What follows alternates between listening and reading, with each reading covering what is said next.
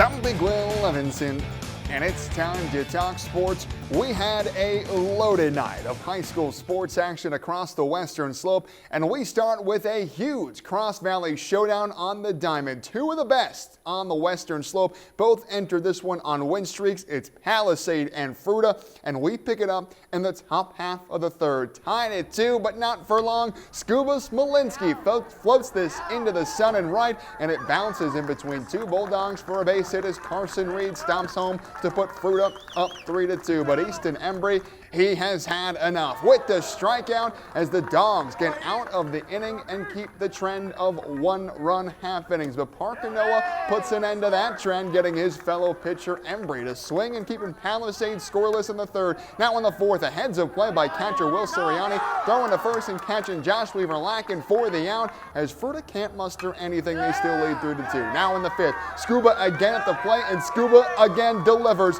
lasering it down the left field line as rounding third and jogging home comes Lucas Weaver, and Smolinski is safe at second. Fruita extends the lead. It's 4-2. Same inning, same score. Colton Hicks smacks this ball deep to center. Catcher in the way, but the ball hits grass as zooming around third.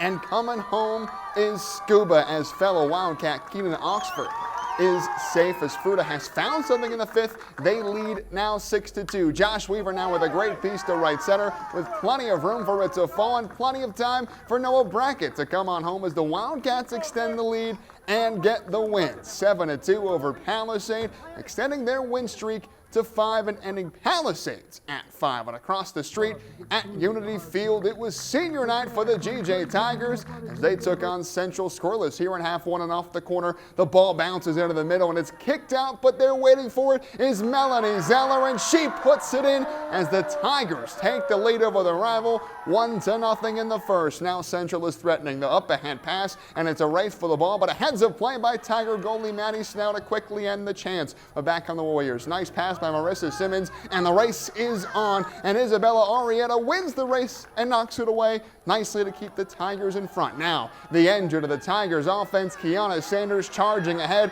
and it looks like she's got a lane to the net, but Jazz Fenn with the textbook tackle, timing it perfectly. A huge defensive play keeps the score 1-0. And what a big defensive play that was by Jazz Fenn, because Central found the equalizer in the second half as the Warriors and the Tigers draw 1-1 at Unity Field. And at Canyon View Park, a gorgeous afternoon for high school lacrosse as Montrose was in town to battle Grand Junction, and the Tigers led big at the half, but Montrose is looking an inch closer. Unfortunately, we couldn't get a roster for Montrose, but number 4 for the Redhawks gets them closer. But GJ with the answer, Aiden Cassidy puts the Tigers up 10. Now off the nice pass, Gavin Mottram puts it in as GJ adds to the lead, but Montrose would not go down quietly. How about this, the behind-the-back shot? Are you kidding?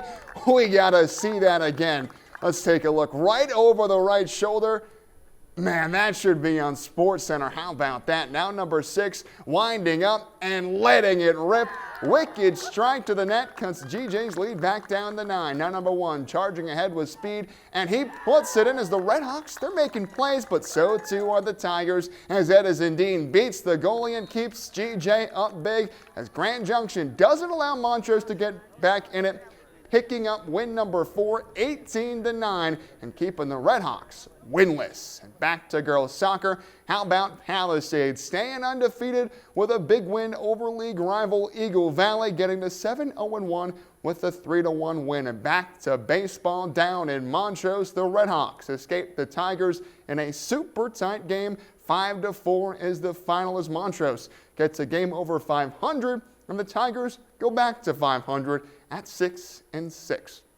And in the NBA, the Denver Nuggets get the win over the Jazz, 111-95 to get to 31 games over 500. And so with the big win, here is where Denver stands in the West with just 3 games to go. Tied for first place in the conference are the Denver Nuggets, and right there with them at 55-24 is the Minnesota Timberwolves. And so that sets up this massive showdown tonight at Ball Arena. The top 2 teams in the West going toe-to-toe in what could very well be a battle for the West. It's the Wolves and the Nugs. in the third to last game of the season. The NBA playoffs, they are just a week away, and the Nugs are so close to locking down that heavily coveted top overall seed. But that's all my time for sports. I'm Big Will Levinson.